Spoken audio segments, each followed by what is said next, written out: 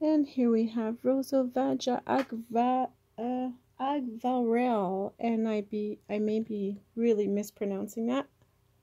I don't know. It's another Russian. As for many Russians, I do not have the description, but if I do find it, I will add it below. So here we have a nice little variegated. It will probably be a standard, well, it will be a standard or a large. A lot of Russians grow very, very big. So even the standards are like they're mega big. So you can suppose that this is going to be a big one. You may not see it in the camera, but there is some pink in there. So it's going to be variegated with cream and pink. I don't have the perfect sample because, as usual, this was cut down not long ago. It gives you an idea. And I do feel that it will become very large because of the baby leaves inside. It gives me an idea that it's going to be a big one. The flower on this one is so neat, and I really hope this comes out in the camera.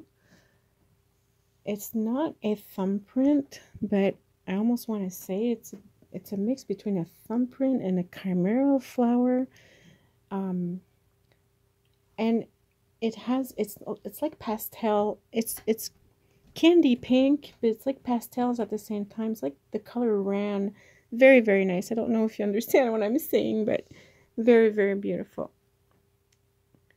So Rosovaja Aquavale, and it's an RS. It begins the name has an RS in the front. Very, very pretty. I know it just has one flower, but if I don't show you now, I may not have time later on, because during the summertime I'm going to have lots of things in bloom and I won't have time to show you. So you get them with one flower.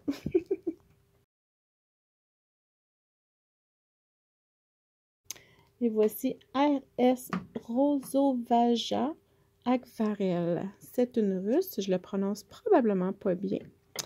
J'ai pas la description comme pour plusieurs russes, mais je peux vous dire qu'elle va être panachée rose et crème et possiblement, mais ça va être une grande plante.